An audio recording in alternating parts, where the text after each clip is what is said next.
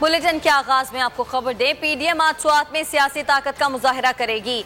मैंगोरा के grassy ground में पिंडाल सज गया। सदर मुस्लिम लीग नून मियां शहबाज शरीफ स्वात पहुंच गए। मौलाना फजलुर रहमान बड़े जुलूस के साथ जलसागाह पहुंचेंगे। पाकिस्तान डेमोक्रेटिक मूवमेंट ने सवात के शहर मैंगोरा के कराची ग्राउंड में पंडाल सजा लिया। जलसागाह में पार्टी कायदीन और मीडिया के लिए 2 अलग अलग स्टेज, शुरका के लिए 10,000 कुर्सियां लगाई गई हैं। पंडाल में कायदीन की तस्वीर आवेसा। JUI के कारकुनों ने सिक्योरिटी की जिम्मेदारियां संभाल रखी हैं। मकामी रहनुमाओं का कहना है कि जलसा तारीखी होगा। इंशाल्लाह मौलाना साहब भरपूर कुव्वत के साथ इस जलसे में शिरकत करेंगे इंशाल्लाह, और मौलाना के साथ एक बड़ा जलूस होगा इंशाल्लाह। हज़रत मौलाना फजलुर रहमान साहब खिताब करेंगे, अब्दुल गफूर हैदरी साहब खिताब करेंगे, शहबाज शरीफ साहब, महमूद खान साहब, शेरपाव साहब, ये सब आएंगे और इंशाल्लाह बयानात करेंगे। सदर मुस्लिम लीग नून मियां शहबाज शरीफ स्वात पहुंच चुके हैं। मौलाना फजलुर रहमान बड़े जुलूस के साथ जलसागाह पहुंच गए। जलसे से महमूद खान चकसाई और दीगर कायदीन भी खिताब करेंगे। मुख्तलिफ इलाकों से कारकुनों की आमद का सिलसिला सुबह से जारी है। आज पीडीएम स्वात में सियासी ताकत का मुजाहरा करने जा रही है। अनवर शाह हमारे नुमाइंदे मौजूद हैं, उनसे मजीद बात करते हैं। अनवर, बताइएगा क्या सूरत हाल है इस वक्त? जी बिल्कुल, इस वक्त मैं जलसागाह में मौजूद हूँ, जहाँ पर मकामी कायदीन जो है वो जलसागाह पहुँच चुके हैं। उनकी स्पीचेस भी जारी है, लोगों की आमद जो है वो भी पंडाल में जारी है। काफी तादाद में लोग भी आ रहे हैं। सिक्योरिटी की भी हिफाजती इंतजाम किए गए हैं, लेकिन जो बड़ी सियासी कायदीन है वो पहुँच चुके हैं, लेकिन अभी तक जलसागाह नहीं आए हैं। जी अनवर शाह, बहुत शुक्रिया आगाह करने के लिए। विफाकी वजीर फवाद चौधरी का कहना है कि अब्बू बचाओ ड्रामे की नाकामी के बाद आज मुस्तरद सियासी टोला स्वात में नया ड्रामा स्टेज करने जा रहा है। इस ड्रामे के तमाम किरदार ही पिट चुके हैं। इन सियासी आवारा गर्दों का ना कोई नजरिया, ना कोई रास्ता और ना कोई मंजिल है। ट्वीट में उनका कहना था कि भटकी हुई रूहों की तरह कभी एक डगर पर फिर दूसरी डगर पर। उन्होंने कहा कि इमरान खान पर तनकीद काफी नहीं, ऑपोजिशन अपना प्रोग्राम दे।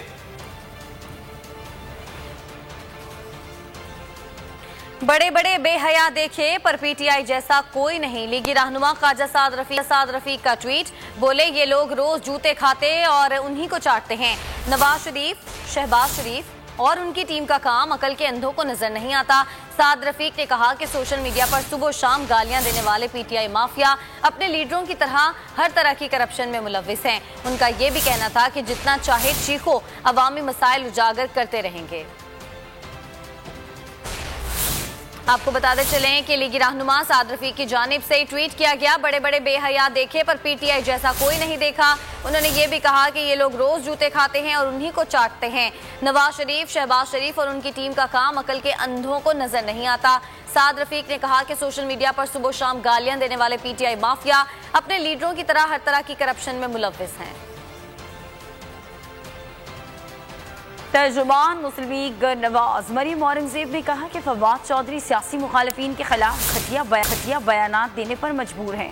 ट्वीट में उनका कहना था कि जो हुकूमत 3 साल में अपना प्रोग्राम नहीं दे सकी, इसके तर्जुमान ऑपोजिशन से प्लान मांग रहे हैं। सियासी अब्बू बदलने वाले अपने सियासी अब्बू को बचाने के लिए झूठ का राग अलाप रहे हैं।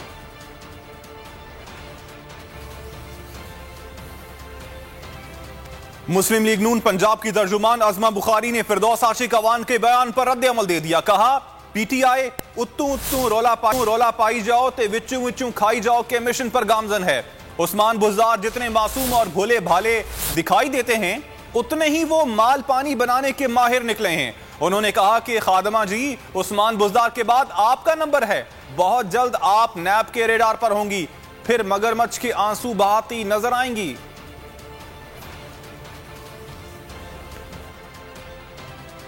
ऑपोजिशन में हुकूमत को ललकारने का दमखम नहीं है। कनीज़ें हकायक के बरक्स वज़ीर आला पंजाब के खिलाफ प्रोपेगेंडा करने में मसरूफ हैं। ऑपोजिशन का रंगबाजी और शोबाजी का दौर वापस नहीं आने देंगे।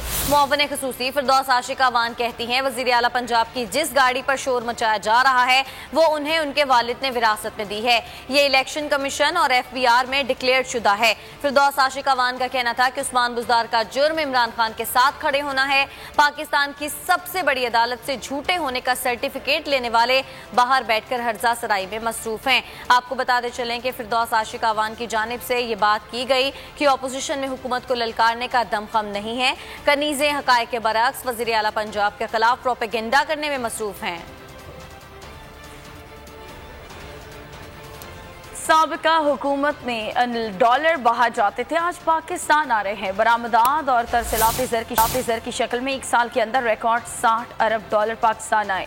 वज़ीर मुमलिकत फ़रूख हबीब की मीडिया से गुफ्तगू कहा कि कोरोना की वजह से बड़ी बड़ी मईशतों पर असरात मुरतब हुए, लेकिन हुकूमती पॉलिसियों की वजह से पाकिस्तान मौशी मुश्किलात का शिकार नहीं हुआ। नून लीग के दौर में बैरून मुल्क पाकिस्तानियों ने पैसा नहीं भेजा। उन्हें मालूम था कि हुक्मरान मनी लॉन्ड्रिंग करके महलात खरीदते हैं। अपोजिशन इंतखाबी इस्लाहात से भाग रही है। अगर साफ और शफाफ इलेक्शन हुए तो इनकी हुकूमत नहीं आएगी। रहनुमा पीटीआई हलीम आदिल शेख ने बिलावल भुट्टो को निशाने पर ले लिया। कहा जाली अकाउंट से 30 अरब बरामद हुए। रकम बिलावल के अकाउंट्स में जमा हुई। पर्ची चेयरमैन सीवी लेकर अमेरिका जा रहे हैं। उनका कहना था कि सिंध में 43,000 एकड़ जमीन पीपल्स पार्टी की जानिब से कोड़ियों के मोल दी गई। मोहतरमा की शहादत को भी इन्होंने अपने लिए इस्तेमाल किया। पार्टी कब्जे में ली, मुल्क के सदर बने, जमीनों पर कब्जे किए, कंप्यूटर तक में जाली रिकॉर्ड फीड किया गया। उनका कहना था कि वजीर आला सिंध को शर्म आनी चाहिए कि पूरे सिंध को चलाने वाले शहर कराची के लिए सुप्रीम कोर्ट में जमा किसी के पैसों का तकाजा कर रहे हैं। वज़ीर इत्तलात से नासिर हुसैन शाह ने कहा है कि अगर कोई अमेरिका जा रहा है तो पीटीआई को किस चीज का खौफ खाया जा रहा है। वज़ीर आला पंजाब सरदार उस्मान बुज़दार ने कहा है कि माजी में कौमी वसाइल को बेदर्दी से लूटा गया। पाकिस्तान को लूटने वालों की सियासत खत्म हो चुकी है। वज़ीर आला ने कहा कि हुकूमत ने लूट मार के कल्चर को दफन कर दिया है। अफरा तफरी फैलाने वाले अनासिर के बावजूद तरक्की का सफर जारी रखे हुए हैं। अवाम अपोजिशन की मनफी सियासत हमेशा के लिए मुस्तरद कर चुके हैं।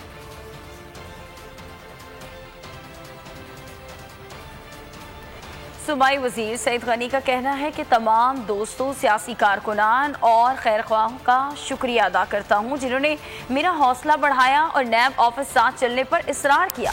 ट्वीट में उनका कहना था कि मैं किसी को ये मौका नहीं देना चाहता कि वो ये कहें कि मैं सियासी दबाव डालकर तहकीकात से भागना चाहता हूँ।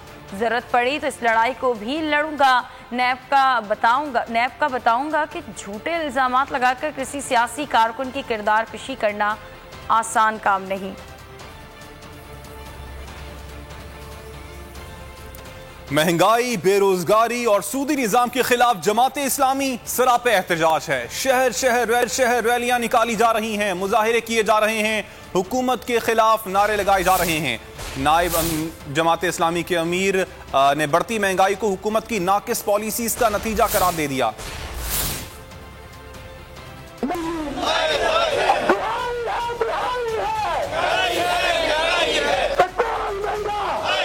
महंगाई और बजट के खिलाफ जमात इस्लामी इन एक्शन। हुकूमत के खिलाफ संभाल ली जारहाना पोजीशन। मुल्तान में मुजाहिरीन ने मरकजी दफ्तर से कलमा चौक तक रैली निकाली। इमरान खान हिसाब दो के नारे लगा दिए। नायब अमीर जमात इस्लामी लियाकत बलोच ने बढ़ती महंगाई हुकूमत की नाखुश पॉलिसियों का नतीजा करार दिया। आज जो बिजली मुल्क के अंदर मौजूद है, लेकिन इस हुकूमत की नाअहली है कि बिजली के तरसील के निजाम को ठीक नहीं कर सकी। इस दौरे हुकूमत में पूरा इक्तसादी निजाम जवाल पजीर है।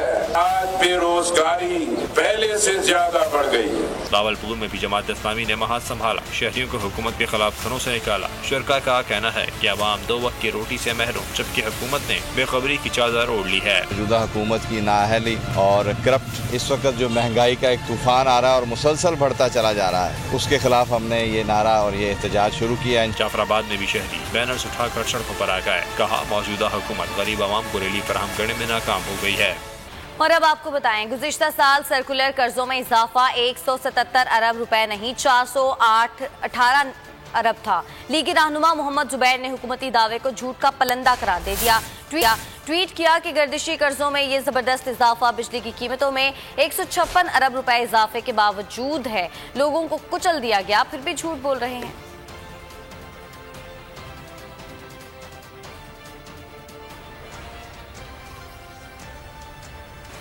छह किस्म की दरामदी मोबाइल फोन्स पर रेगुलेटरी ड्यूटी आयद। 30 से $100 तक के मोबाइल फोन पर 3,000 रुपए फी सेट ड्यूटी लगा दी गई।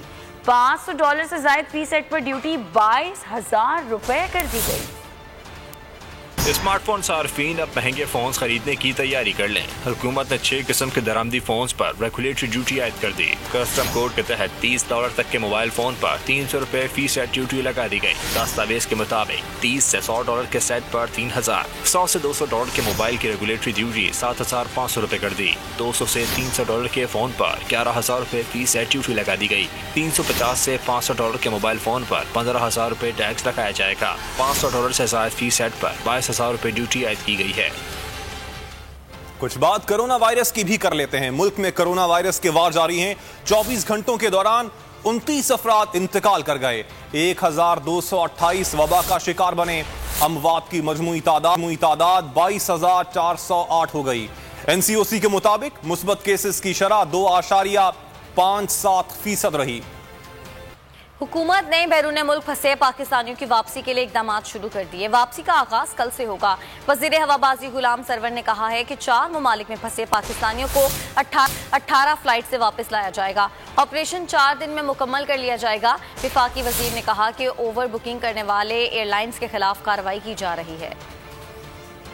जो हमारे पाकिस्तानी भाई जो मुख्तलिफ एयरलाइन से ट्रैवल कर रहे थे और मुख्तलिफ स्टेशन पे फंसे हुए हैं, CA और PIA ने मिल के जो 18 फ्लाइट CIA की स्पेशल फ्लाइट शेड्यूल की हैं। जो 4 ममालिक में फंसे हुए हमारे स्टैंडर्ड पाकिस्तानी, उन्हें 18 फ्लाइट्स के जरिए उन्हें वापस लाया जाएगा और इंशाअल्लाह ताला 4 दिनों के अंदर अंदर जितने भी मुख्तलिफ गल्फ स्टेट्स में फंसे हुए पाकिस्तानी हैं उन्हें बाइज्जत तरीके से बआराम तरीके से वापस पाकिस्तान लाया जाएगा। और साथ ही साथ उन एयरलाइंस जिन्होंने ओवर बुकिंग करके उन तमाम एयरलाइंस की एक्सप्लेनेशन भी कॉल कर ली गई है, शोकॉज भी दे दिया गया है, उन्हें पेनल्टी भी किया जाएगा और उन्हें उसका जवाब भी देना होगा। अंदरूनी शहर जानवरों की खरीदो फरोख्त पर पाबंदी। तमाम मवेशी मंडियां शहर से बाहर लगाई जाएं। NCOC ने हिदायत जारी कर दी। तमाम मुलाजिमीन और ताजिरों के लिए वैक्सीनेशन लाजमी करार दे दी गई। कुर्बानी के जानवरों की खरीदो फरोख्त का प्लान तैयार। NCOC ने जारी कर दी हिदायत। इस बार भी अंदरूनी शहर मंडी लगाने पर पाबंदी लगा दी। तमाम मवेशी मंडियां शहर से बाहर लगाई जाएंगी। कोरोना SOPs पर भी मुकम्मल अमल दरामद करना होगा। तमाम मुलाजमीन और ताजिरों के लिए वैक्सीनेशन लाजमी करार दे दी गई। NCOC ने इंतजामिया को हैंड सैनिटाइजर्स, मास्क और रिपीट एंटीजन टेस्ट की सहूलतें मुयस्सर करने की भी ताकीद कर दी। और चीन से साइनोफार्म वैक्सीन की मजीद 7 लाख खुराकें पाकिस्तान पहुंच गई हैं। मजीद 13 लाख डोजेज भी आज विफाकी दारुल हुकूमत पहुंचेंगी। 2 रोज में साइनोवैक की मजीद 20 लाख डोजेज पाकिस्तान पहुंचेंगी। इस्लामाबाद में अमरीकी मॉडर्ना वैक्सीन लगाना शुरू कर दी गई है। NCOC का कहना है मॉडर्ना मुल्क भर के मुंतखब वैक्सीनेशन सेंटर्स पर भी कल से दस्तयाब होगी।